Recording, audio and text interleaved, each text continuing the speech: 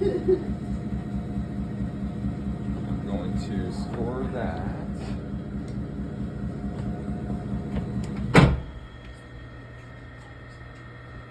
Ooh, that got soft quick.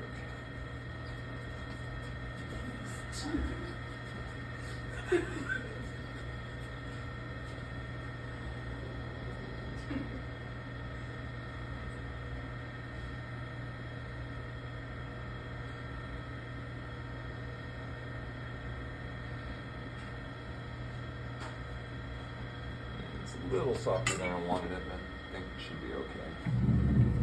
So I've been spinning this thing with the fan on it to dry it out. I don't know, maybe I should have all you guys come over and just kind of feel like just where this is at. Like, it's a little flexible here. It wasn't a few minutes ago, but when I added water to it, it kind of had to get plastic again.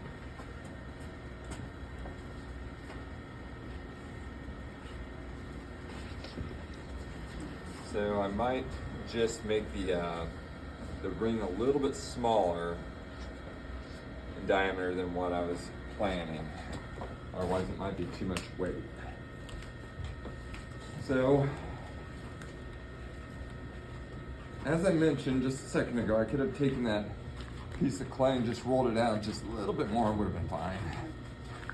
Instead, I'm going to show you a cool little trick of how to roll a big coil. So if you go like this,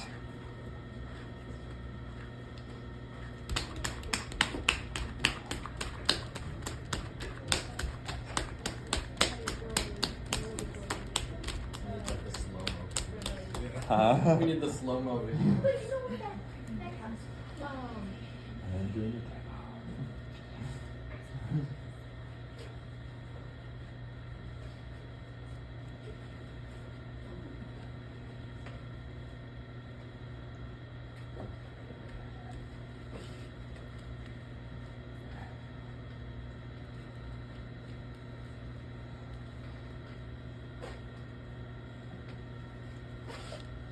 Notice how I'm using my fingers, not the palms of my hands. I'm trying to get it to rotate several times one direction, several times the other direction. And the ends usually end up doing that kind of a thing. And you don't want that, so you have to make sure that you get rid of those ends.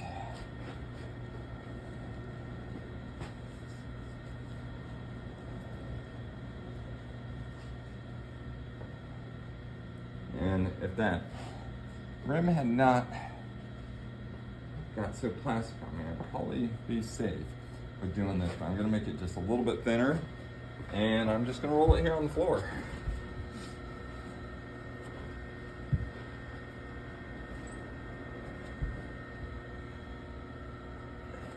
Good thing we just mopped.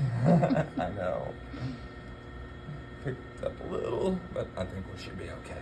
Are you trying to achieve a length or a thickness? Or? Thickness. Yeah, I'm sure that I'm plenty, long enough. And the bigger pieces, I actually like do the math. Like I figure out what the circumference is by, like diameter and all that kind of stuff.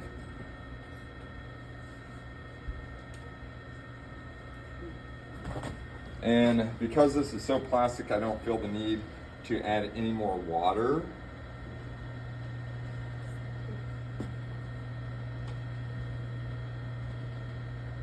Let's see. I thought I had one of my knives over there. I guess I must be in the back. Did you see any of my fork knives over in that area? That's, yeah, I took that fork from there. There we go. So, do you see how I'm cutting it at an angle like this?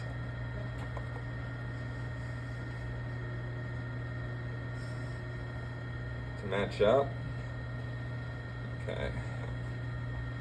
And I am going to score that area.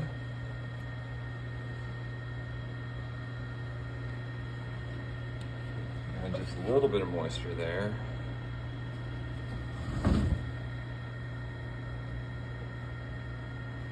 connect that. And you remember those pinch or the coil putts I showed you guys how to do? So we're gonna connect it. Doing this.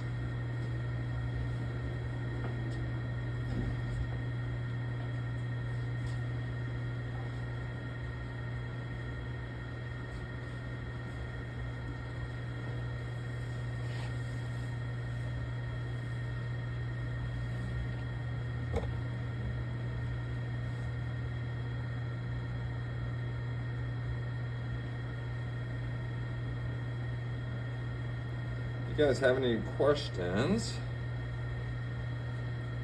Are you just using your finger or are you using the system? Yep, like that.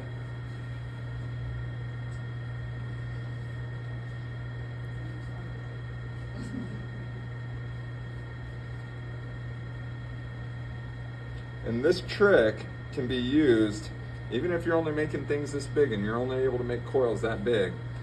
This trick can be used on all scales.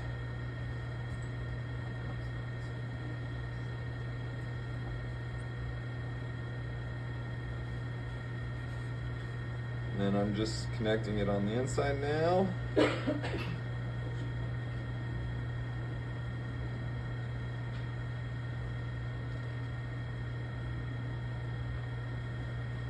pinching on both sides? I'm kind of pushing the clay like that, trying not to squeeze it. Even if it looks like I'm squeezing, I'm really trying hard not to. I'm trying to just kind of push the clay downwards.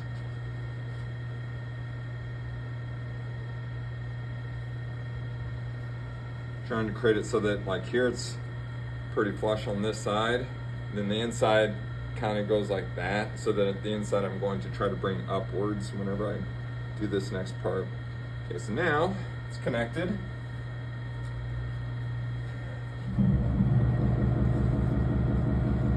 Wet.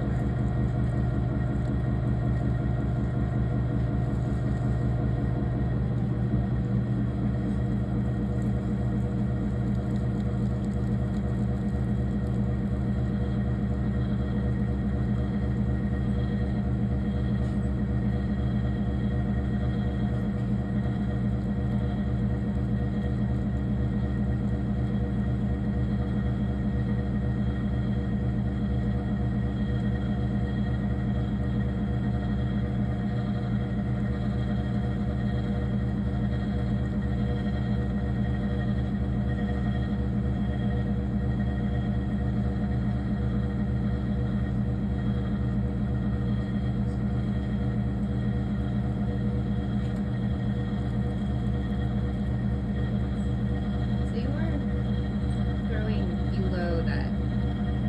Huh? You are throwing below that coil mark a bit, right? Now I'm kind of like hitting it right at where that coil started. Okay. Yeah, if you want to come look at the inside, kind of like where it's at right now, you can see the, it's right here where that transition is. And there's like a little bit of extra clay on the inside right here at that point. And the hardest thing about these, still for me, after doing these for all these years, is making sure that connection point is as consistent in thickness as the rest of the form.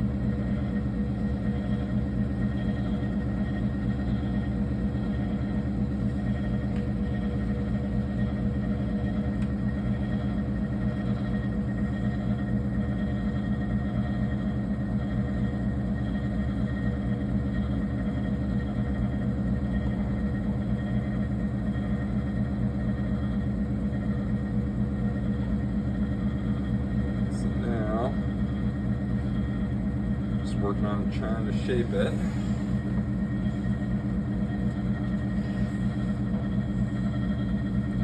So do you see how it's keeping it coming inwards, like up until at the very end here? Now I can start slowly bringing it out.